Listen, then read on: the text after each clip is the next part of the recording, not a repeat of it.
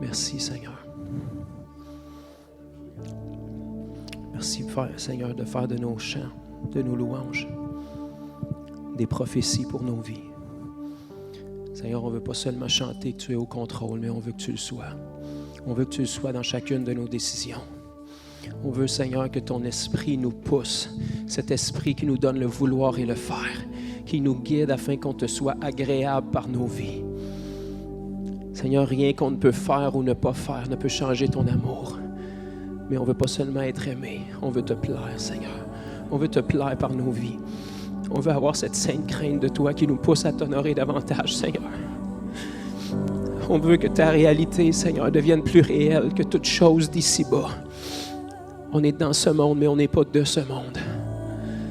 Merci, Seigneur, que tu nous donnes accès à cette perspective éternelle, cette perspective céleste.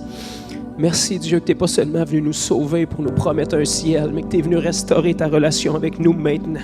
On a le privilège d'entendre ta voix, d'être touché par toi, Seigneur. On a le privilège d'être utilisé par toi, Seigneur. Dans notre faiblesse, dans nos erreurs, dans nos manquements. Tu es fidèle, tu es gracieux, tu es miséricordieux. Tu viens nous rencontrer, Seigneur, au moment où on pense qu'on le mérite le moins. Tu nous relèves, tu nous prends, tu nous fortifies. On a tant besoin de toi, Seigneur. Merci. On te remercie et on ne te dira jamais assez merci. Seigneur, je te prie parce que personne n'est ici par hasard ce matin. Même si c'est un changement de circonstance dernière minute qui vous amène ici. Le Seigneur sait nous prendre au piège de son amour et travailler dans l'ombre. Je te prie que chaque personne soit où est-ce qu'ils doivent être ici ce matin, Seigneur, pour entendre, vivre, expérimenter, rencontrer celui qui les aime. Ce Dieu qui nous a soufflé à l'existence. Ce Dieu qui a des bontés en réserve pour nous, qui se renouvelle à chaque matin. Ce Dieu qui, même au milieu de la correction, peut nous prendre dans ses bras d'amour comme un bon Père. Seigneur, on veut se mettre à tes pieds ce matin. Seigneur, on veut que lorsqu'on va laver les pieds de nos frères et sœurs, ce soit les tiens qu'on lave, Seigneur. On veut les laver avec le même cœur que si tu étais devant nous ici aujourd'hui. Aide-nous, Père, à grandir dans cette révélation-là de ton amour. Que tu puisses unir ton Église en ces temps de la fin plus que jamais. Que tout ce qui divise, tout ce qui sépare puisse être renversé. Qu'on puisse être unis, Seigneur Dieu, par les liens de ton esprit dans la vérité. Que tu puisses nous changer, changer nos cœurs, Seigneur. Que chaque aspect de nos vies où on peut être sincèrement dans l'erreur, tout ce qui nous divise, toutes les barrières de dénomination. Père, que ce point qui nous unit, qui est toi, Jésus, puisse être plus fort que tout le reste. Ce matin, Père, on veut que ta présence soit encore plus tangible au milieu de nous. On te remercie parce que tu nous as précédés. Tu avais déjà préparé cette rencontre depuis toute éternité. Et on est excités d'entrer dans ce que tu en réserves pour nous. Je prie, Seigneur, que ta parole puisse produire la vie comme elle le fait toujours. La vie en nous puisse enlever les barrières, puisse ouvrir nos yeux davantage, puisse briser toute fausse pensée, toute fausse mentalité, Seigneur, afin que tu puisses nous enseigner à penser, parler et agir comme toi, Jésus. Merci parce que tu es fidèle, tu es aussi près que le son de ton nom. À chaque fois qu'on s'approche de toi, on a un accès au trône de la grâce. On te remercie pour ça, Seigneur. Fais ton œuvre ce matin. Pas la nôtre, mais la tienne. Et rencontre chaque personne individuellement. Là où ils en sont dans leur relation avec toi. Dans leur saison de vie, Seigneur. Tu es le Dieu qui a un plan parfait au milieu de leur saison. Et je te prie que ce plan-là puisse se clarifier. Que toute disposition de cœur qui doit être changée, redressée, tu puisses avoir la liberté de l'opérer ce matin en chacun de nous. Au nom de Jésus. Amen.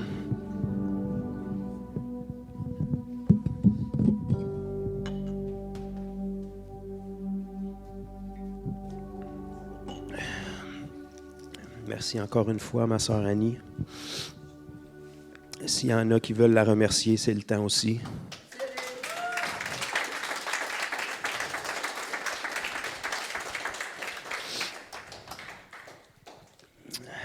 Alléluia. Amen.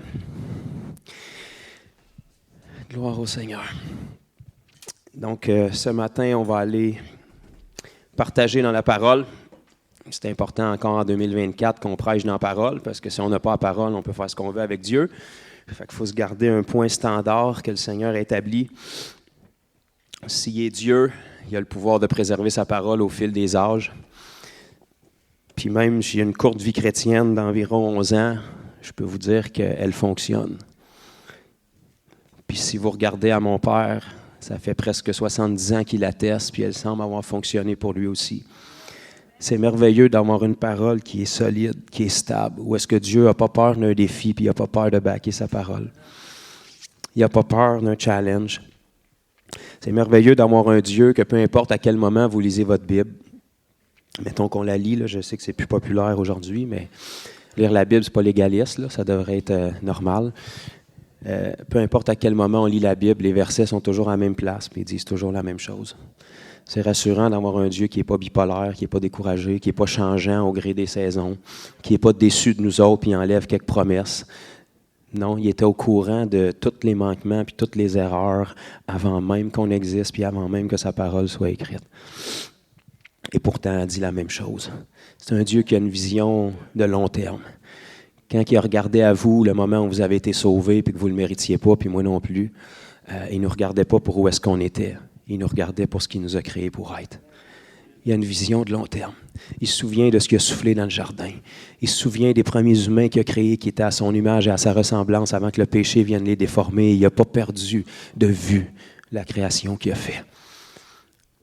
Et on a le privilège en Jésus d'avoir cette nature-là qui nous est restaurée. Je sais que votre miroir aime ça vous rappeler que votre corps n'est pas encore restauré, mais ça s'en vient. Mais à l'intérieur de vous, il y a notre esprit en Jésus-Christ qui a été restauré.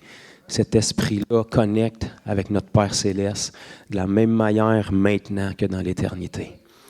Quel don extraordinaire. Ce matin, on va aller regarder un petit peu des passages qui concernent la pratique qu'on va faire ce matin, qui est religieuse pour bien des gens, qui est absente ici au Québec dans la majorité des endroits, malheureusement.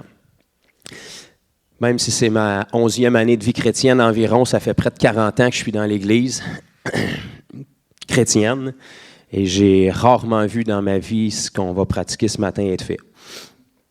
Maintenant, je sais que vous me demandez toutes pourquoi. Je ne sais pas. Je ne peux pas vous dire pourquoi. On a toutes la même Bible, probablement parce que c'est inconfortable, probablement parce que ça demande un effort. Puis aujourd'hui, depuis qu'on est sur la grâce, on dirait que c'est péché de faire un effort en tant que chrétien. Je ne sais pas pourquoi. Mais quand le Seigneur a pesé ça sur mon cœur il y a quelques années, puis que j'ai commencé à le mettre en pratique, puis à le partager avec d'autres, j'ai vu la différence que ça peut faire dans notre vie. Et puis je rends grâce au Seigneur pour ce qu'il va faire à travers chacun de nous ce matin. Donc on va aller regarder les Écritures. Juste avant d'oublier, je veux juste vous donner une bonne nouvelle puis un sujet de prière en même temps. On a plusieurs événements d'évangélisation qui s'en viennent prochainement, pour lesquels, si vous voulez, mettons que vous vous sentez appelé à ça. Si vous ne vous sentez pas appelé, bien, je vais vous donner un verset qui vous appelle. Vous pouvez prier pour nous. Fait que si vous n'avez pas le ministère d'intercesseur, la Bible dit prier sans cesse. Fait que ça vous inclut. Fait que dans les semaines qui viennent, la semaine prochaine, on a un salon ésotérique à Laval où est-ce qu'on n'ira pas vendre des cristaux, puis là, il y a un bol de cristal. On va aller leur proposer l'auteur de la spiritualité qui, si on ne serait pas là, serait absent d'un salon de spiritualité. Fait que c'est pour ça qu'on est là. On a un salon qui va être à Laval, si vous voulez prier, le samedi et le dimanche. La semaine suivante, à la fin du mois, on va être pendant 4 jours dans une foire agricole. Pourquoi aller dans une foire agricole? Parce qu'il y a des gens, puis il y en a qui ne sont pas sauvés. Fait qu'on y va. Il y a des gens qui sont malades, qui ont besoin d'être guéris. Il y a des gens qui ont des petits amis invisibles, qui ont besoin de s'en débarrasser. Donc, on va être présent là. 2 semaines après, on va être présent dans un salon à Trois-Rivières. La semaine d'après, on va être présent dans un salon à Québec. Et puis, il y en a d'autres après dont je vous reparlerai. Mais il y a des sujets de prière pour que les gens qui passent à notre table, pas parce que c'est nous, mais parce qu'on porte Jésus. De toute façon, on est les seuls à peu près dans ces salons-là qui portent Jésus. Le Jésus de la Bible, là, il y a beaucoup de Jésus de présents dans ces salons-là, mais le Jésus de la Bible, on est pas mal tout seul à le porter. Donc, les gens qui rencontrent notre table puissent avoir le même genre de rencontre que les gens qui rencontraient Jésus il y a 2000 ans avaient. Une rencontre qui change ton parcours à tout jamais. Une rencontre qui fait que des hommes qui sont pêcheurs de poissons une journée, quelques minutes après, abandonnent tout, leur métier, leur famille pour suivre un homme qu'ils ne connaissent pas. Une rencontre qui fait qu'une femme se fait dire une information sur sa vie, elle retourne dans sa ville puis elle l'évangélise. Une rencontre qui change ta vie. Une rencontre qui fait qu'une femme qui s'appelait Marie de Magdala, qui était prise avec 7 petits amis invisibles et libérée comme ça, et est prête à suivre Jésus jusqu'à sa mort. Ce genre de rencontre-là. Donc, on vous invite à prier pour nous, pour l'équipe qui va être présente, pour que le royaume de Dieu puisse faire son chemin. Ceci étant dit, on va ouvrir, ça va en rassurer plusieurs dans l'évangile de Jean, un évangile d'amour, fait que ça risque d'être plus doux. Fait que Jean, chapitre 13, puis on va lire qu'est-ce qui est écrit là-dedans.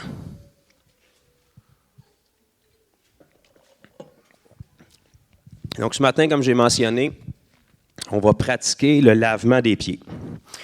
Le lavement des pieds, dans le fond, ce que ça veut dire, c'est qu'on lave les pieds. Fait que si vous en avez, d'habitude, c'est au bout de vos jambes. C'est quelque chose qui vous sert à marcher. Et puis, on va les mettre dans des plats, puis on va les laver. Dans une église, on va faire ça. Pourquoi? Parce que le Seigneur Jésus nous l'a demandé. Qu'est-ce qui a passé par la tête? Bien, on va prendre le temps de regarder ça un matin. La question, moi, que je me demande et que je vous demande, c'est pourquoi on ne le fait pas ou on le fait si peu? Parce que peu importe de quel milieu vous venez, si ça fait un bon nombre d'années que vous êtes dans l'Église du Seigneur Jésus, peu importe le nom de l'Église, la forme, la couleur, quiconque qui est né de nouveau en Jésus-Christ fait partie de l'Église, peu importe à quelle succursale vous êtes rattaché. Probablement qu'une des premières choses dont vous entendez parler quand vous venez à Jésus en termes de pratique en Église, c'est le repas du Seigneur et puis la communion. Donc, probablement que la majorité d'entre vous, à moins que vous soyez fraîchement baptisés, comme c'est le cas de certains ici, vous avez déjà pris le repas du Seigneur. Vrai ou faux? Bon, ce matin encore, je cherche des amis qui ont leur amen facile. Fait que si vous êtes d'accord, c'est amen, juste pour être sûr, savoir à qui je m'adresse, pas que je perde mon temps avec les autres. Donc, si on est né de nouveau, on a pratiqué le repas du Seigneur. Pourquoi? Bien, probablement que vous l'avez entendu semaine après semaine après semaine quand c'est le temps de la communion. Les gens vont vous demander de vous recueillir, vont dire ouvrez dans 1 Corinthiens chapitre 11 et le verset 23. Voici ce que j'ai reçu du Seigneur, le jour où il fut livré. Puis là, il a partagé ce repas-là et Paul prend la peine de nous le répertorier. Jésus dit, faites ceci en mémoire de moi toutes les fois que vous en boirez. Et on fait cette pratique-là avec une grande joie. On s'est même équipé aujourd'hui avec des petits cups pré-scellés, avec des petits jus sucrés, pas d'alcool, puis un petit hostie collé par-dessus, c'est encore plus pratique. Fait qu'on est vraiment équipé pour ça et on n'a aucun problème à le faire et c'est biblique de le faire. Donc, que tu le fasses avec une croûte de pizza puis du vin ou que tu le fasses avec un jus de raisin vierge puis un hostie, ça revient au même. Tu le fais et il y a une connexion physique avec le monde spirituel parce que ça a toujours été comme ça et on n'a aucun problème avec ça et personne ne conteste ça d'habitude. Pourtant, dans le même passage où le Seigneur Jésus a enseigné cette pratique-là, quelques versets avant et même quelques minutes avant, il a enseigné et pratiqué un autre principe qui est le lavement des pieds, puis selon l'a échappé dans les craques. Ah, ben, tu sais, c'est un principe, mon frère, tu sais, c'est que le Seigneur veut qu'on soit humble. Oui, c'est vrai. Le Seigneur veut que tu te souviennes aussi de sa mort et de sa résurrection. Pourquoi tu ne fais pas juste t'en souvenir, puis tu prends la communion pour t'en souvenir?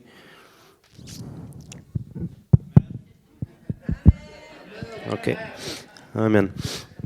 Donc, dans Jean chapitre 13, on va partager un moment avec Jésus puis ses disciples. On va reculer dans le temps. Ses disciples, dans le chapitre 13, sont encore tous là, les 12. Ça achève pour un, mais là, ils sont tous là dans ce passage-là. Et puis, on va voir les choses qui sembleraient, parmi toutes les choses que Jésus a faites durant ces 3 ans et demi environ de ministère, où est-ce qu'il était à peu près 24 heures sur 24 avec ces 12 hommes-là, à part peut-être les moments où il allait à la salle de bain, puis encore, peut-être que Jean le suivait parce qu'il était vraiment proche. Parmi toutes les choses qu'il a partagées avec ses disciples, les derniers moments que tu passes avec des gens, c'est généralement là où tu donnes les cues qui ont bien de la valeur, là. Puis les derniers moments qu'il a passés avant d'être saisi puis amené en captivité, fouetté, meurtri, humilié, crucifié, il a décidé de les passer cette soirée-là avec ces 2 éléments-là. Le lavement des pieds, puis le dernier repas qu'il a partagé avec ses disciples. Fait que de toute évidence, j'imagine qu'il y avait une certaine valeur aux yeux de Jésus ces événements-là, s'il a gardé ces derniers moments-là pour partager avec les 12 hommes qui étaient les plus près de lui ici-bas. Donc, on va lire au chapitre 13 de l'Évangile de Jean, débutant au verset 1er. Avant la fête de la Pâque, Jésus, sachant que son heure était venue de passer de ce monde au Père. Donc ici, on voit qu'il y a une différence entre le Père et ce monde. C'est pour ça que des fois, on a l'impression d'être à des années-lumière du ciel qui nous attend puis de la présence de Dieu. Pourtant, elle est ici en nous. Mais il y a un écart béant qui règne depuis la chute de nos premiers parents entre ce qui était uni avant et ce qui a été séparé maintenant.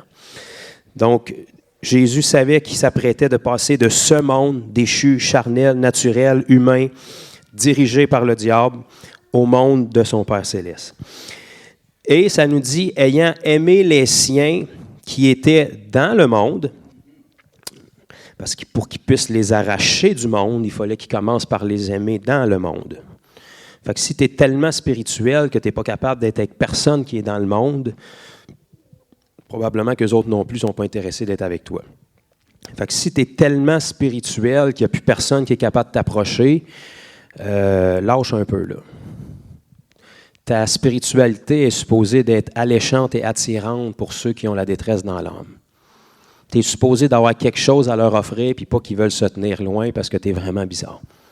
Tu es censé d'être bizarre à leurs yeux, mais tu es censé d'être tellement bizarre que leur âme dit « c'est un imbécile heureux, il est probablement dans le sec, mais d'année en année, de saison en saison, il est tout le temps heureux d'un problème, puis moi, à part mes fils de Facebook, je ne suis pas vraiment heureux. » Tu es censé te porter quelque chose, puis c'est une porte ouverte en passant pour tout le monde qui le veulent, que les gens désirent.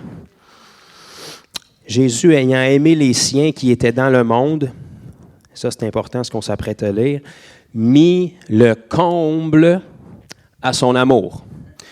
Jésus ne tombait pas en amour, c'était sa personne. Il était amour, parce que Dieu est une multitude de choses, mais avant toute autre chose, il est amour. Donc, toutes les autres caractéristiques de la nature de Dieu découlent de cet attribut-là. Parce que Dieu est amour, c'est un Dieu qui guérit. Parce qu'il n'y a personne qui se réveille un matin en se disant « Yes, j'ai enfin pogné ce cancer-là, ça faisait longtemps que je le voulais. » Personne ne désire être malade normalement.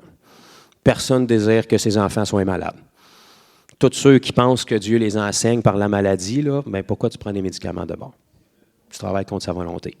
Laisse-toi crever à la place qui t'enseigne comme il faut, tant qu'être là. Il n'y a personne qui se lève un matin en se disant « Ça faisait longtemps que je voulais l'avoir, ce démon-là, je suis tellement content de l'avoir pogné. » Non, tu veux être libre d'habitude. Tu ne veux pas passer ta nuit à faire des cauchemars puis voir des formes invisibles dans ta chambre. Non, tu veux être libre. Donc, tout ce que Dieu fait et tout ce que Jésus faisait, puisqu'il était l'image visible du Dieu invisible, découle de la nature de Dieu. Jésus nourrissait les gens parce qu'il les aimait. Jésus guérissait les gens parce qu'il les aimait. Jésus délivrait les gens parce qu'il les aimait. Jésus enseignait les gens parce qu'il les aimait. Donc, toutes les facettes de Dieu découlent de cet amour-là. Et ce Jésus-là qui personnifiait l'amour sous une forme qu'on peut saisir, parce qu'aujourd'hui, n'importe qui peut parler d'amour. Le New Age est rempli de vocabulaire d'amour, mais ils n'ont pas l'amour même, qui est Jésus.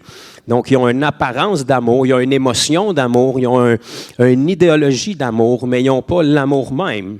Parce que tu ne peux pas aimer sans avoir été rencontré par l'amour personnifié qui est Jésus. Et ce Jésus-là, qui n'était que amour, la Bible nous dit ici, qui mit le comble à son amour.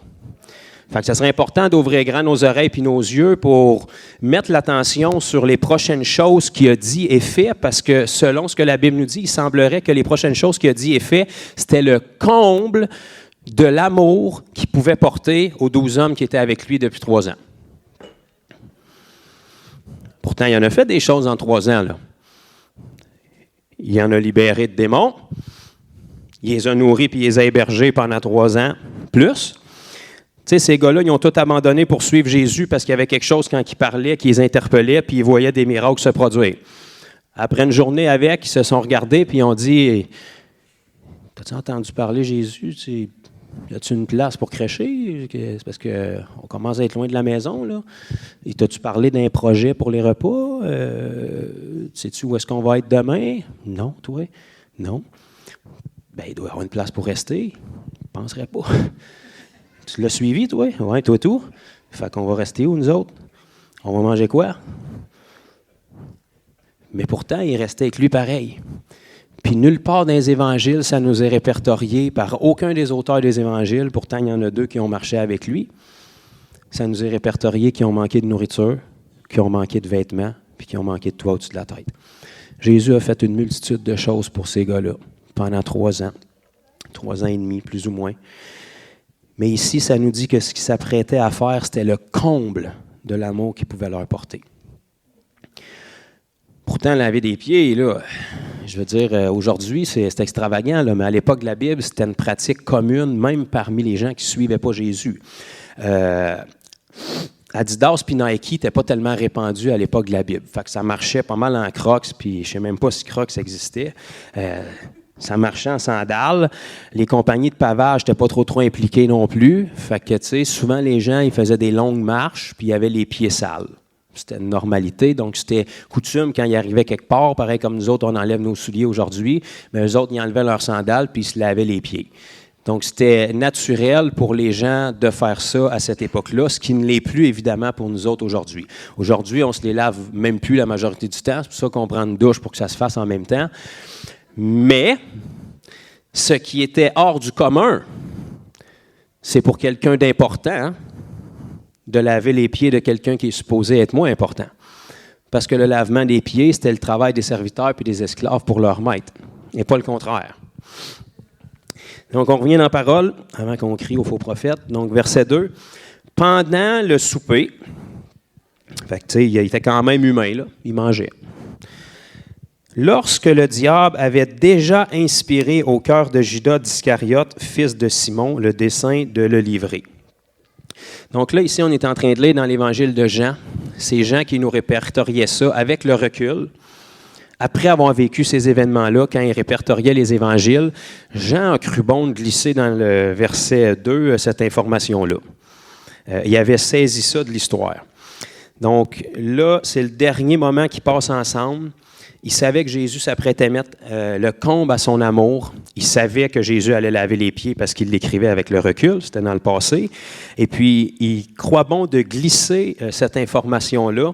À ce moment-là, le diable avait déjà inspiré dans le cœur de Judas d'Iscariote, fils de Simon. Donc, il donne les détails pour être sûr qu'il n'y ait pas d'erreur sur la personne, là. Le dessein de le livrer. Ça veut dire qu'avant même que Jésus pratique le lavement des pieds pour ces 12-là, Jean, avec le recul, savait que Jésus l'avait fait en connaissance de cause de ce qu'il y avait dans le cœur de Judas. Je vais aller de ce bord-là pour recruter. J'ai dit, lorsque Jean a répertorié ça, il savait que Jésus, en connaissance de cause, savait ce qu'il y avait dans le cœur de Judas avant de lui laver les pieds. On va retourner du côté de l'Est, voir si c'est réceptif. Jean a décidé de nous répertorier puis de nous informer que Jésus était au courant de ce que le diable avait déjà déposé dans le cœur de Judas, qui était stratégiquement axé contre Jésus, puis qui allait avoir un impact majeur, puis il l'a traité comme les 11 autres. Alléluia. Je t'avais de faire un appel au salut. Bon. Verset 3.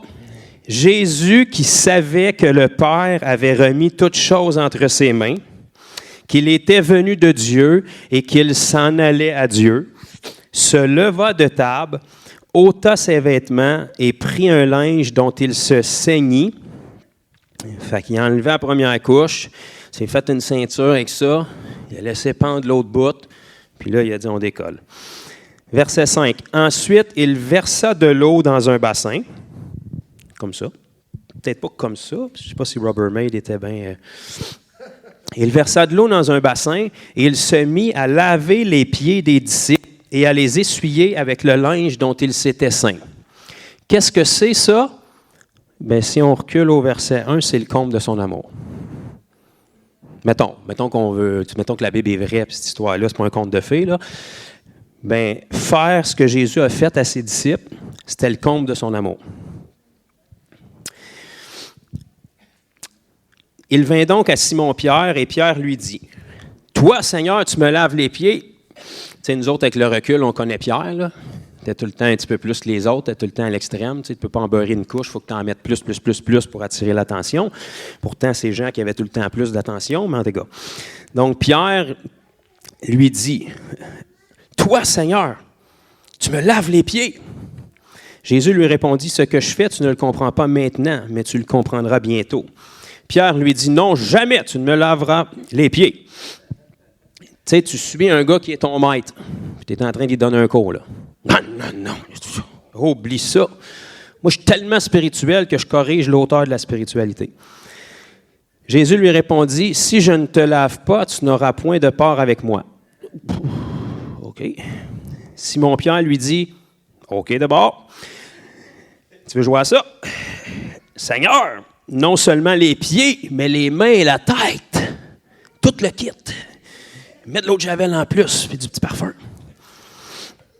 Jésus lui dit, « Celui qui est lavé n'a besoin que de se laver les pieds pour être entièrement pur, et vous êtes purs, mais non pas tous. » Verset 11, « Car il connaissait, ça c'est encore une fois Jean, qui nous répertorie ce qui s'est passé lors du dernier repas, avec le recul, et il savait, pour avoir parlé avec Jésus par après, que Jésus, avant même de se rendre plus loin dans ce processus-là, était au courant des intentions de Judas. Il connaissait celui qui le livrait. C'est pourquoi il dit « Vous n'êtes pas tous purs. » Verset 12, après qu'il leur eut lavé les pieds et qu'il eut pris ses vêtements, il se remit à table et leur dit « Comprenez-vous ce que je vous ai fait? » Fait que là, il ne nous a pas laissé le temps de répondre parce qu'on sait d'avance qu'il ne comprenait pas. Mais il était tanné de dire à Jésus qu'il ne comprenait jamais rien de ce que Jésus disait. Fait qu'il prenait le temps, des fois, à part en douce, quand il voyait que Jésus filait bien pour aller le voir. Puis Jésus, peux-tu nous donner un petit peu plus de détails sur... tu parles en parabole puis personne ne comprend, mais nous autres, on te suit. Ça serait peut-être bon qu'on comprenne un petit peu pour ne pas avoir de l'air trop... Verset 13. « Vous m'appelez Maître et Seigneur, et vous dites bien. » Donc, je pense que c'est notre cas aussi, en tout cas pour la majorité. Si ce n'est pas votre cas, bien, on pourrait essayer de régler ça ce matin, mais on appelle Jésus notre Maître et Seigneur. Donc, je sais qu'aujourd'hui, c'est plus un sauveur, là. On a pris cette option-là plus, parce que Maître et Seigneur, ça, c'est plus fatigant. Donc, on l'invite dans notre cœur, mais ne touche pas au reste de ma vie. Pourtant, je te mets au défi de me trouver un verset dans la Bible qui te demande d'inviter Jésus dans ton cœur. On poursuit. Donc, vous m'appelez Maître et Seigneur et vous dites bien, car je le suis. Si donc moi, le Maître et Seigneur, vous ai lavé les pieds, vous devez aussi vous laver les pieds les uns aux autres. Voilà. Donc, non. Mais juste ça, ça sera assez. Car je vous ai donné, verset 15, un exemple afin que vous fassiez comme je vous ai fait. Que vous fassiez comme je vous ai fait. C'était juste un principe, mon frère. C'est important qu'on comprenne l'intention. Il faut être humble. Que vous fassiez comme je vous ai fait. En vérité, je vous le dis, le serviteur n'est pas plus grand que son Seigneur, ni l'apôtre plus grand que celui qui l'a envoyé. Si vous savez ces choses, vous êtes heureux, pourvu que vous les... Voilà, gloire au Seigneur. Vous passez votre test, vous avez votre diplôme. OK. Donc, selon Jésus, c'était important qu'on pratique ces choses-là. Donc, savoir que Jésus sauve, ça ne sauve personne. À un moment donné, il faut pratiquer la repentance puis l'abandon de notre vie pour qu'il puisse faire quelque chose. Croire au baptême d'eau, ça ne fera rien si on ne se fait pas baptiser d'eau. Croire au baptême du Saint-Esprit, ça ne décoiffera pas personne si tu n'es pas baptisé du Saint-Esprit. Croire que Jésus peut sauver les gens, ça ne se fera jamais si tu ne les évangélises pas. Fait qu'à un moment donné, on a notre implication parce qu'on n'est pas des zombies et on n'est pas des robots. OK? Puis tout ce qui se passe dans la parole, tous les principes et les pratiques que le Seigneur nous demande de pratiquer justement dans sa parole, ça respecte un principe du monde spirituel que souvent on ne comprend pas. Ici, on est dans une dimension déchue et charnelle, mais il faut comprendre qu'il y a une dimension céleste, éternelle et spirituelle qui est imprégnée au même endroit où on est, mais dans une autre dimension. Donc, tous ceux qui écoutaient des films de science-fiction, là, puis qui ont vu plein d'affaires, là, ben, ça ressemble un petit peu à ça. Il y a une dimension spirituelle qui est bien, bien, bien réelle, en même temps que notre dimension ici naturelle. C'est juste que nos premiers parents, lorsqu'ils ont péché, puis ils ont été déchus, puis que l'Esprit de Dieu s'est retiré d'eux, ils ont perdu l'accès à des dimensions auxquelles ils avaient accès avant. Là, je me cherche des amis qui sont excités. Notre œil voit des choses aujourd'hui que nos premiers parents voyaient encore bien plus que moi. Votre chat et votre chien voient des choses que vous ne voyez pas parce qu'eux autres, ils ont accès dans des dimensions que vous avez peut-être plus. Ils entendent des choses que vous n'entendez pas parce qu'eux autres, ils ont peut-être encore accès à ces dimensions-là puis vous ne l'avez plus parce que vous êtes déchus.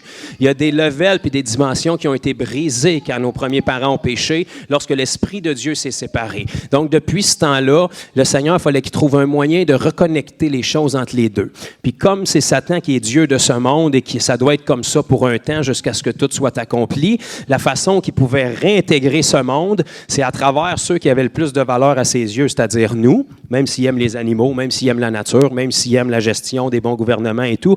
La première chose qui est venue restaurer, c'est nous. Donc nous, on est devenu sa porte d'accès pour pouvoir intervenir à nouveau dans ce monde naturel et déchu. Dieu fonctionne comme ça, le royaume des ténèbres fonctionne comme ça. Sont spirituels, vous êtes spirituels, dans un corps charnel, dans un monde charnel. Pour avoir accès dans vos vies puis dans ce monde, ça leur prend une connexion physique. Ça leur prend du charnel. Ça leur prend des gens, ça leur prend des paroles, ça leur prend des objets, ça leur prend des situations, ça leur prend vos pensées, parce que vos pensées sont charnelles, terrestres, émotionnelles, cérébrales, rattachées à ce monde. Donc, ils ont toujours besoin d'une connexion entre les deux pour que les choses puissent se faire. C'est la même chose pour le Seigneur. Donc, pourquoi le Seigneur ne nous demande pas seulement, par exemple, de nous souvenir qu'il est mort et ressuscité, mais qu'il nous demande de revivre le dernier repas qu'il a vécu avec ses apôtres? Parce qu'il a dit « Faites ceci en mémoire de moi ». Parce qu'il sait, puis même les scientifiques le savent, qu'on comprend quelque chose et on se souvient de quelque chose infiniment plus lorsqu'on le répète, lorsqu'on le dit et lorsqu'on le pratique physiquement que lorsqu'on fait juste l'entendre.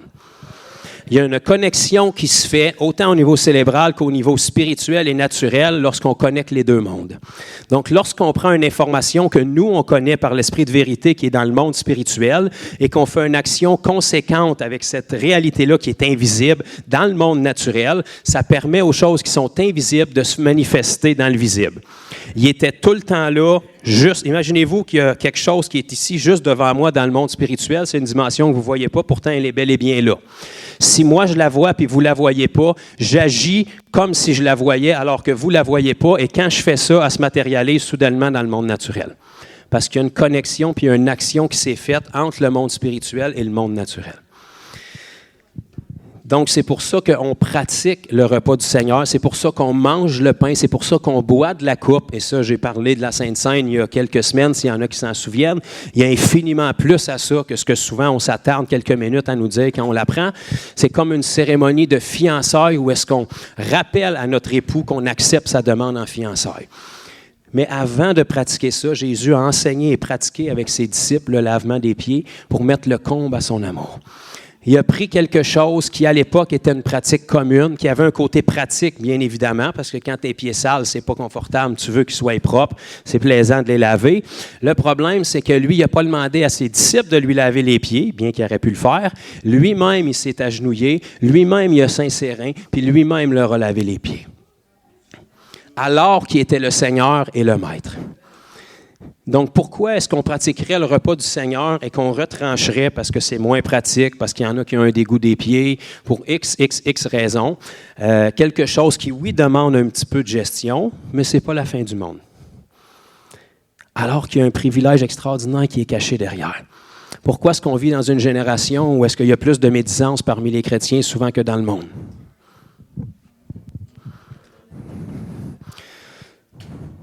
Ah, j'y ai pardonné, c'est oublié. Lave-y donc les pieds, voir. S'il y a de quoi qui reste un petit peu dans le fond de ton cœur, là, froidi comme il faut, là, peut-être bien que ça va faire remonter quelque chose. Peut-être bien que si tu es tellement un meilleur chrétien que l'autre que tu juges constamment, de t'agenouiller pour y laver les pieds, ça va peut-être mettre en lumière des affaires. Peut-être bien que la personne que tu médis parce que tu ne comprends pas sa situation, parce que tu ne l'as pas vécu, puis c'est en dehors de ta petite doctrine parfaite, quand il s'agenouille pour te laver les pieds puis qu'il prie pour toi pour te bénir, peut-être que ça va faire tomber des barrières dans ton cœur. Peut-être. Essaye-les donc voir. Fais donc sûr ce matin de choisir quelqu'un que tu n'aimes pas à face puis que tu as déjà parlé contre pour y laver les pieds, mettons. Fais exprès. Fais exprès. Puis si tu veux être sûr d'aller jusqu'au bout, là, vraiment, pour purifier ton cœur, là, quand l'eau va être finie puis sale d'un bac, verse ça d'un verre et prends communion avec. Non, c'est pas vrai.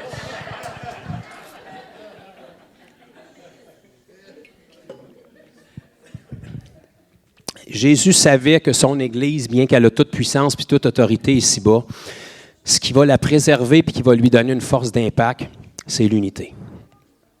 C'est l'unité. Ça a été comme ça depuis le début. On a un Dieu qui était uni avec nous au début. Le péché de nos premiers parents a brisé quelque chose, mais Jésus est venu pour restaurer. Et Jésus savait qu'une des bonnes façons pour être capable de préserver l'humilité puis l'amour fraternel, c'était le lavement des pieds. C'était de mettre une pratique sur tes croyances dans ton cœur pour être capable de te rabaisser au même niveau. Que tu sois dans le ministère, que tu amènes des milliers de personnes au Seigneur ou que tu sois une maman au foyer qui s'occupe de ses enfants, qui les enseigne les voies de Dieu puis qui évangélise partout autour d'elle quand elle se promène avec ses enfants, devant Dieu, tu as la même valeur. Puis c'est pas péché pour le super évangéliste de s'agenouiller puis de laver les pieds des autres aussi, et vice-versa.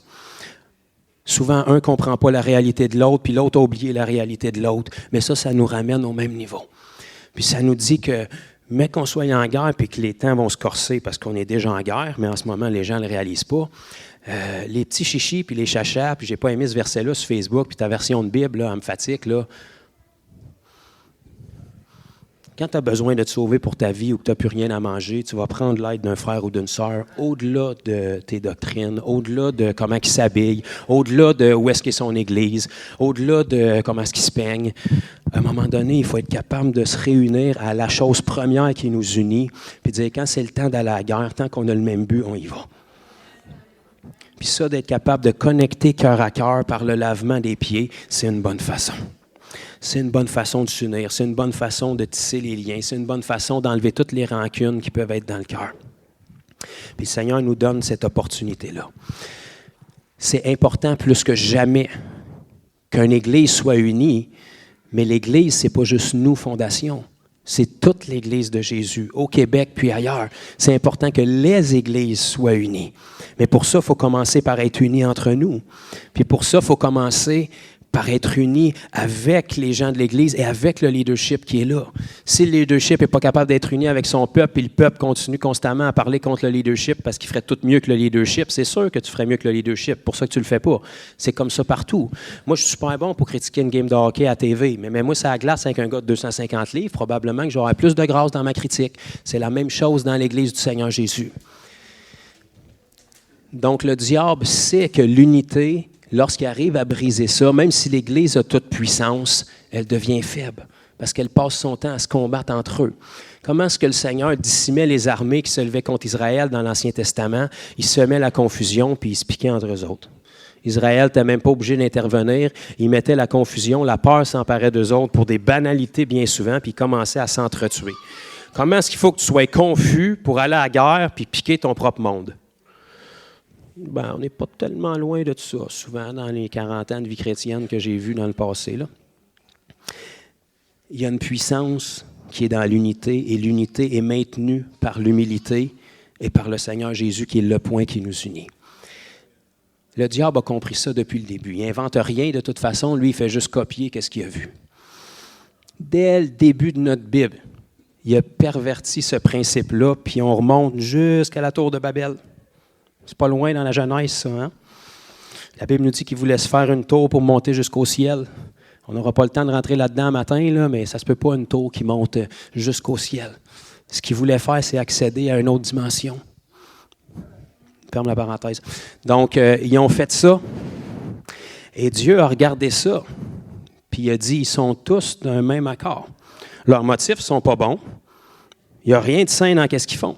Mais ils sont tous unis, ils parlent tous un même langage, puis ils ont tous un même but. Je sais c'est quel genre de créature, c'est moi qui les ai faites. Ils ne sont plus du tout comme je les ai faites, mais je le sais ce que j'ai mis en eux. Puis s'ils restent unis comme ça, avec un même but, il n'y a rien qui va les arrêter. Il va falloir qu'on descende et qu'on confonde leur langage. Parce que sinon, il n'y a rien qui va les arrêter. Déchus avec des motifs imprégnés dans l'idolâtrie, Dieu est obligé de descendre parce que l'unité était sans limite. Dieu a descendu pour stopper ce processus-là, pour accéder à des divinités qui n'étaient pas Dieu, en confondant leur langage. Lorsqu'il est revenu des milliers d'années plus tard dans la chambre haute, il est venu réunir ceux qui étaient là en leur donnant un langage commun. La puissance du Saint-Esprit et le parler en langue qui est un langage céleste. Là où l'unité dans des mauvais motifs avait poussé Dieu à venir diviser et séparer les langages, l'unité des 120 dans la chambre haute avec un même motif a poussé Dieu à venir les réunir. Et depuis 2000 ans, on continue d'être réunis avec ce même esprit-là et ce même langage céleste-là. Il y a une puissance dans l'unité. L'Église va avoir une force de frappe et va être capable de relever celui qui est tombé si on est capable de réaliser qu'on est en guerre, qu'on est capable de réaliser que nos frères et sœurs ils ont besoin de nous, qu'on est capable de réaliser que le Seigneur a placé quelque chose en vous que votre frère a besoin. Pendant que vous enviez ce que lui a sans y dire, vous avez quelque chose qui a besoin.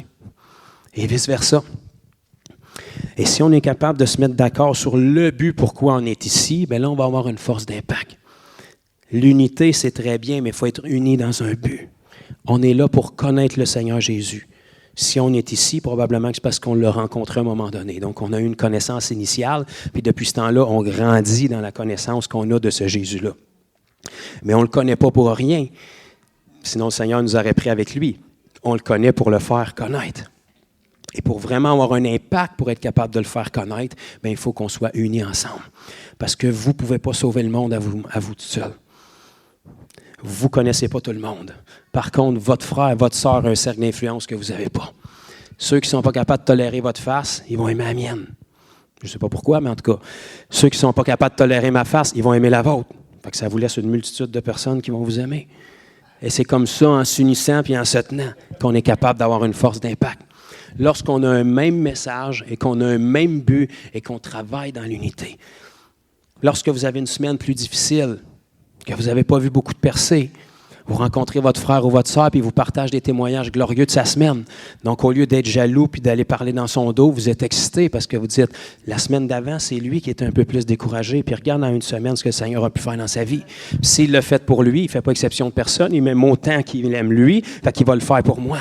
Fait que je me secoue, puis ce qui est devant moi est encore meilleur que ce qui est en arrière de moi. Puis c'est comme ça qu'on s'encourage, puis c'est comme ça qu'on s'exerce. Mais ça, c'est important que ça se tienne dans l'unité. Puis une des façons, il paraît que le Seigneur avait établi pour que l'unité puisse demeurer, c'est cette pratique-là. Jésus l'a enseigné. Juste ça, ça aurait été suffisant. Il l'a pratiqué, mais on sait aussi par une écriture qui est un peu plus obscure, qu'on ne parle jamais, que ça a été pratiqué aussi dans l'Église primitive. Donc, ça a été une pratique qui a perduré. On sait que ça a été le cas pour la communion, parce que Paul nous l'a répertorié dans son livre aux Corinthiens. Et Paul, quand il nous parle de la communion dans 1 Corinthiens, chapitre 11, à partir du verset 23, il va dire « Voici ce que j'ai reçu du Seigneur ». Donc, Paul ne faisait pas partie des 12 qui étaient là au dernier repas du Seigneur.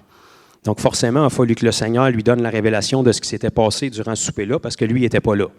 Fait que ça fait partie des révélations que Paul a eues au début de sa conversion, quand il a été enfermé pendant environ 3 ans dans le désert de l'Arabie, où est-ce qu'il y a eu probablement la révélation de l'enlèvement, parce qu'on ne sait pas où est-ce qu'il l'a eu, la révélation de la communion, la révélation du message de la grâce, parce que sans Paul, on ne saurait pas grand-chose sur la grâce, la révélation qu'un non-juif pouvait hériter de la grâce de Jésus, parce que sans Paul, on aurait très peu de détails là-dessus.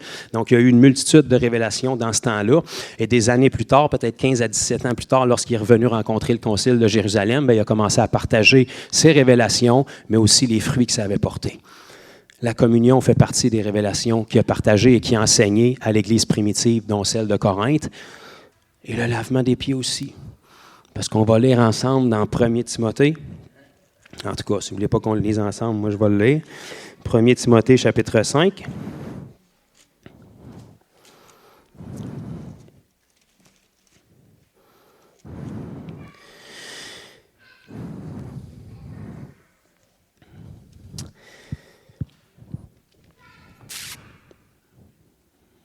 À partir du verset 9. Donc ici, c'est Paul qui donnait à son fils spirituel, qui était un leader d'église, ou qui opérait dans un poste d'ancien.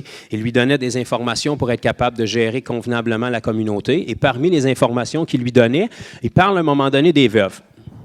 Il y avait des veuves à cette époque-là, il y a des veuves aujourd'hui. Puis il va donner certains critères pour qu'une veuve soit éligible. Et regardez bien de quoi il va parler là-dedans, verset 9. Qu'une veuve, pour être inscrite sur le rôle, n'ait pas moins de 60 ans, qu'elle ait été femme d'un seul mari. On se rappelle qu'à cette époque-là, il n'y avait pas de programmes gouvernementaux qui prenaient soin de la veuve ou des assurances-vie qui t'envoyaient une fortune quand ton mari mourait. Les femmes, souvent, n'étaient pas formées pour un travail, ils étaient à la maison. Donc, quand le mari décédait, ils se retrouvaient à peu près sans source de revenus.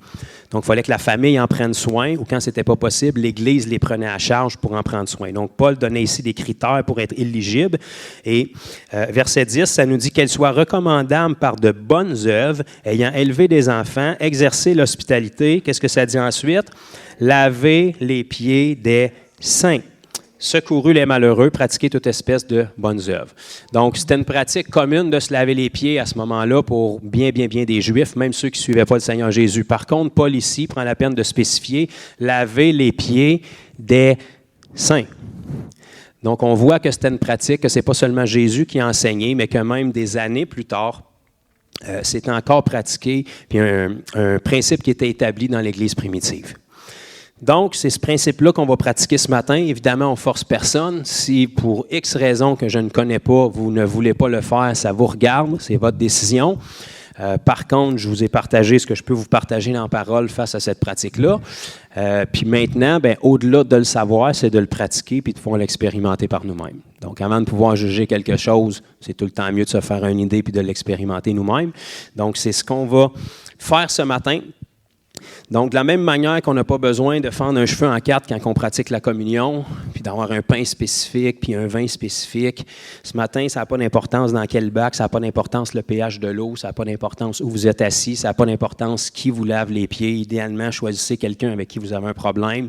Si vous n'avez pas de problème avec personne, c'est glorieux. On va prier que ça continue comme ça. Mais on va vraiment prendre le temps de laver les pieds de nos frères et sœurs. Et puis, on ne veut pas seulement faire ça.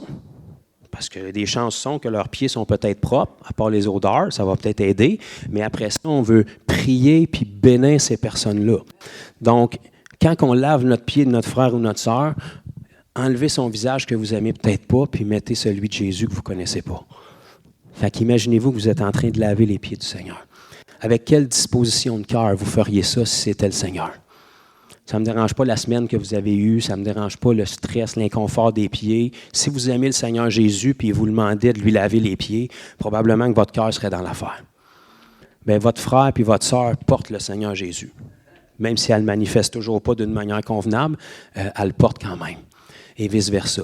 Donc, on veut vraiment être capable de déverser notre cœur et de prier tout ce que le Seigneur va mettre à cœur pour les gens qu'on va laver les pieds. Je m'écris Alléluia.